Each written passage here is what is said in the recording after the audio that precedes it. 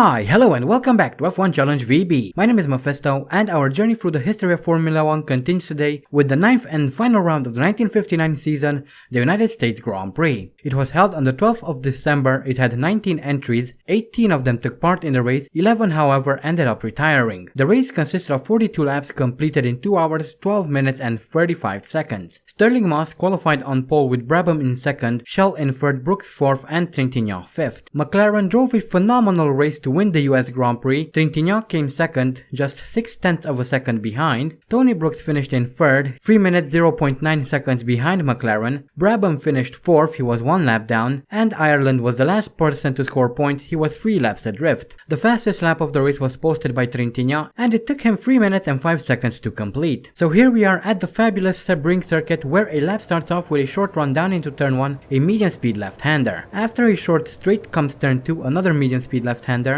Take it easy through here though, as it is quite easy to go wide. Up next come the S's, a series of slow corners that open up with a long right-hander. This brings us onto a relatively short straightaway which ends with the slowest corner on the track, a right-hand hairpin. After a long straight, we come into a right-left chicane. Make sure not to use too much power through here. Next we come into a medium speed right-hander. There's plenty of runoff area on the exits, so there's no reason to hold back through here. This is followed by a 90-degree corner that brings us onto the longest straight of the track. This itself ends with another 90-degree corner, followed by the second longest straight. Eventually we reach Sunset Bend, the final corner of the track, a double apex right-hander. You'll experience a lot of understeer through here, so be prepared to feather the throttle accordingly. But this brings us around onto the main straight, and that is a lap around the Sebring circuit.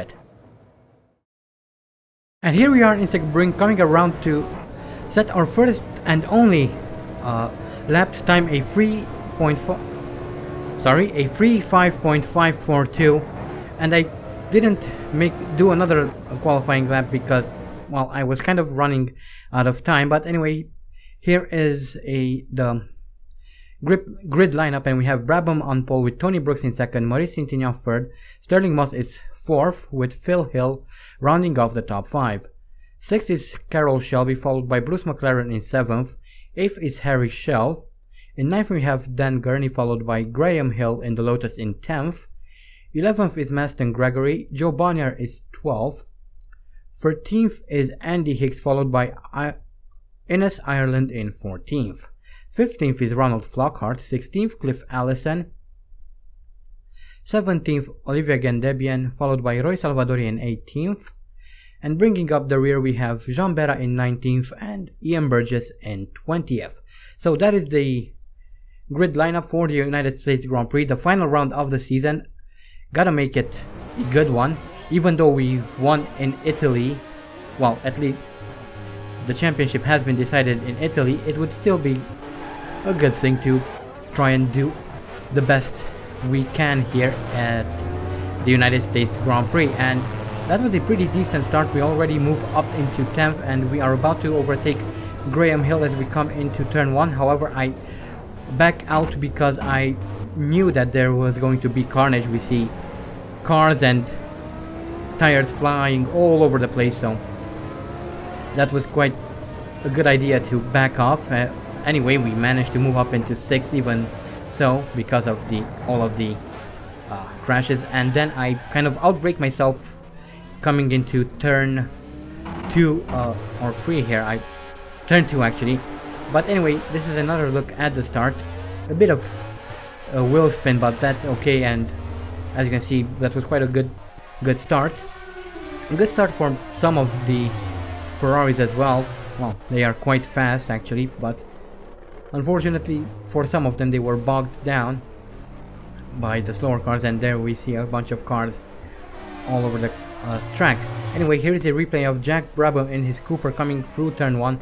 He loses control of the car and then gets collected by a fellow Cooper driver and loses his rear left.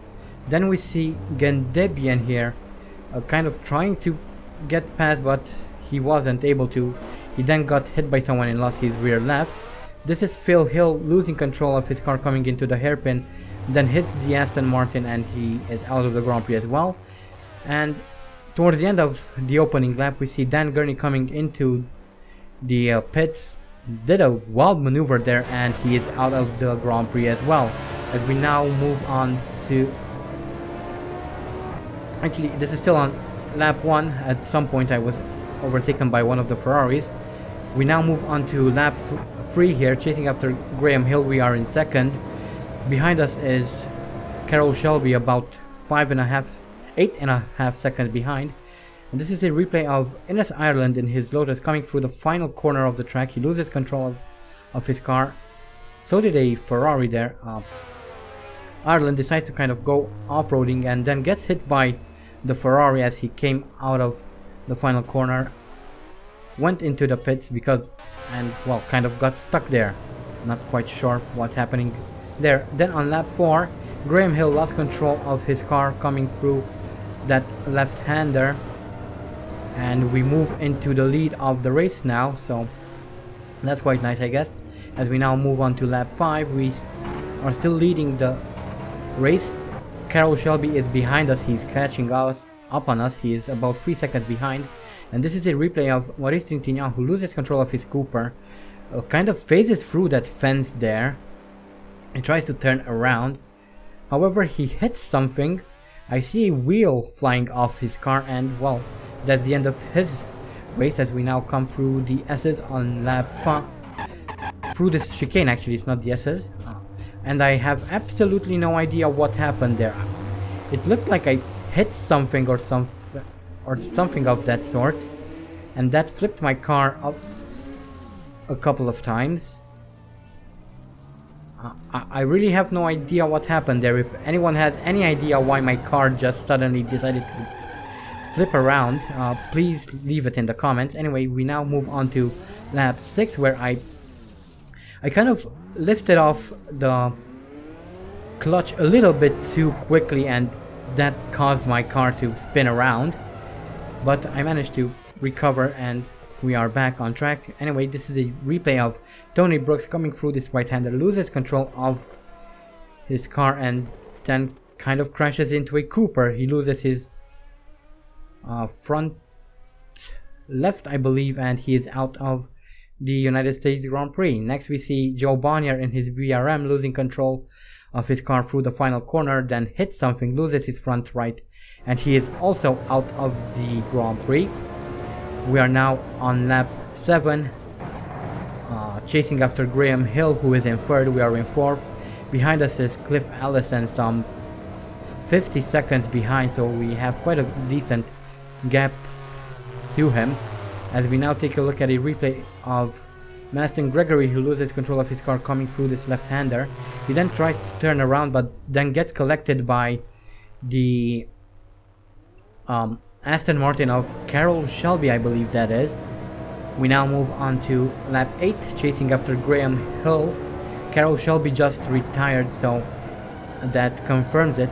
He was actually who, and here is a replay actually. He comes around, doesn't really pay attention to what's going on, crashes into Gregory, and well, that's the end of both of their Grand Prix. As we now move on to lap 9, I was just unlapped by Ian Burgess in the Maserati there, as we see a Cooper on the track there, as I myself make a mess of the S's. Anyway, this is a replay of Ian Burgess, who crashed into a Lotus, losing his front left, and that's the end of his race. That was actually Graham Hill who he crashed into, and we have a confirmation that Graham Hill did in fact retire. And here is a replay of Graham Hill. He comes into the left-hander, loses control of his car. He then tries to go back, but unfortunately Burgess comes around, crashes into Graham Hill, and that's the end of both of their races. Next we see Cliff Allison coming through the final corner, loses control of his Ferrari. He tries to go back but loses control again of his car, then decides to go into the pits and retire for no real reason actually, or maybe he had some sort of mechanical problem, I don't know, because the game didn't tell. Anyway, we now move on to lap 11, chasing after Roy Salvadori, who is leading the race by almost 2 minutes at this point, as we take a look at a replay of Sterling Moss, who loses control of his Cooper coming out of the final corner. He then goes into the pits and gets stuck in one of the Ferraris. That happened quite a few times in this race. I'm not quite sure why. Anyway, we now move on to lap 12, still chasing after Roy Salvadori. Although I don't think we'll catch him. As we take a look at a replay of Harry Schell coming through the final corner, he loses control of his BRM. He tries to turn it around and then decides to go into the pits to retire. So I think he gave up as well. And coming around on lap 13, Roy Salvadori has retired from the race, which means we will in fact take the win here at the United States Grand Prix. And here's a replay of Roy Salvadori coming into the pits to retire. Once again, I have no idea why he retired, because the game didn't actually tell. The game just said DNF. So whatever. As I come out of this left-hander, once again I kind of aggressive on the clutch there, and that caused my car to spin around. But anyway, we can now move on to the final lap as we come out of the final corner on the final lap, coming around to take the win here at the United States Grand Prix, the first United States Grand Prix as part of the World Championship. And you just saw the results there. No one actually finished. McLaren and Flockhart got close, but well, they did not classify as they failed to complete 90% of race distance. So as such, Andy Higgs is the only one to have finished the race. So overall, quite a disappointing race. I would have liked to see the last race of the season, the last race of the first decade of Formula 1, to go a little bit smoother. But anyway, here are the career statistics, and this was Andy's 85th Grand Prix. His best start is from first, has 4 pole positions, has set 15 fastest laps, his best finishes in first, has completed 60 races, 52 of them in the points, has won 32 Grand Prix, 4 at the Indianapolis 500, 5 in Monaco, has 7 championships under his belt, has scored a total of 358 points, has retired 25 times, has experienced 1,957 out of 2,360 laps, has 6 bronze trophies, 9 silver trophies, 32 gold trophies, and as an extension 32 podiums.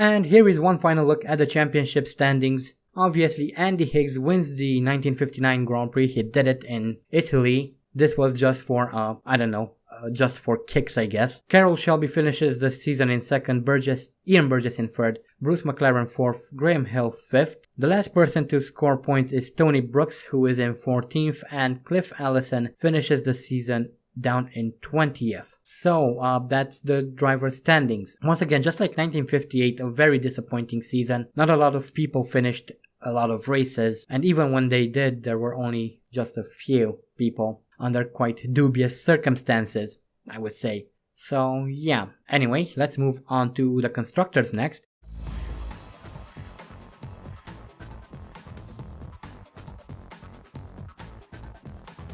Porsche obviously win the 1959 Constructors' Championship, the second Constructors' Championship in fact. Aston Martin finished the season in second, Lotus third, Maserati fourth, and Cooper Climax finished the season in fifth. BRM and Ferrari haven't scored any points throughout the entire season, so that is that. So that was the 1959 United States Grand Prix, the first to be part of a world championship, the second overall, and that was the 1959 season, a very, very, very disappointing season in terms of race quality. Pretty much like the 1958 season, to be honest, and most of the decade, if I really think about it. So yeah, that was quite an interesting first decade.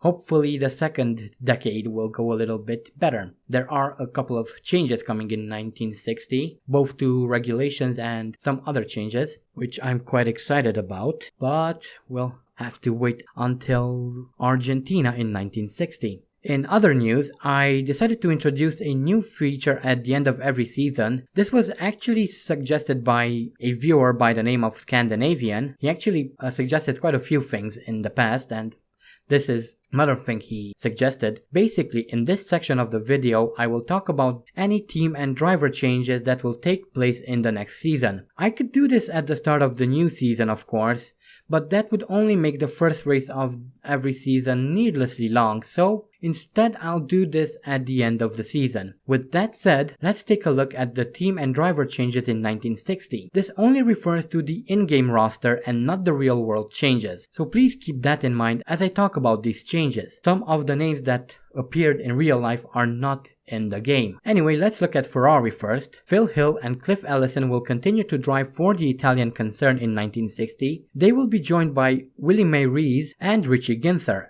as well as Wolfgang von Trips, who is returning from a pretty lengthy hiatus. Tony Brooks and Olivier Gandebian will be joining the newly formed Yeoman Credit Racing alongside newcomer Henry Taylor. Bruce McLaren and Jack Brabham will remain at Cooper. Maurice Trintignant will move to Scuderia Centro Sud. Sterling Moss will be switching over to Rob Walker's team, whilst Maston Gregory will be retiring from racing. BRM will be racing under the Owen Racing Organization banner. The team will be made up of Joe Bonnier, joined by Dan Gurney, who will be moving over from Ferrari, and former Lotus driver Graham Hill. Meanwhile, Harry Schell, just like his countryman Gregory, will be retiring. All the while, Ron Flockhart will be moving over to Lotus. He will be joining Innes Ireland and newcomers John Surtees and Jim Clark. Porsche will not be racing in 1960. As such, the fate of Briton Andy Higgs is uncertain, although there is rumor that he's been approached by Ferrari and Aston Martin. If he joins Ferrari, he is likely to replace rookie May Rees, and if he's to join Aston Martin, he will replace Roy Salvadori. Carroll Shelby, who's been Salvadori's teammate at Aston in 1959, will not be returning in 1960. 1960 will be the first year to not feature a single Maserati. Although they retired as a works team at the end of the 1957 season, we still saw a few privately entered Maseratis. However, this will no longer be the case. There will be two more teams joining us in 1960. These are Équipe Nationale Belge, or Belge, not entirely sure, and sorry if I butchered that, which we haven't seen in a long time. Their driver will be Lucien Bianchi, no relation to Jules, and Scarab F1, which will be driven by Chuck Day. So those are the team and driver changes you should expect for the 1960 season. Once again, these are not the official real-world changes. These are only the changes which are represented in the mod. But anyway, that is the end of the 1959 United States Grand Prix, the end of the 1959 season, and the end of the first decade in Formula 1. It has been not a very good first decade of racing. It was mostly dominated by Andy Higgs, and that was due to the fact that the AI was quite bad at its job, and that is racing. But anyway, as soon as this video goes live, I will give you guys a few more hours to vote for next season's team if you haven't done so already, so make sure to check the link in the description if you haven't done so already. I also have a second channel where I will be playing all sorts of different games. At the moment, I'm making a playthrough of Need for Speed Underground 2 and IL2 Sturmovik 1946, so if you're interested in any of those games, there is a link in the description to that as well. I hope you guys enjoyed this video. Thank you all so much for watching, and as always, stay sharp.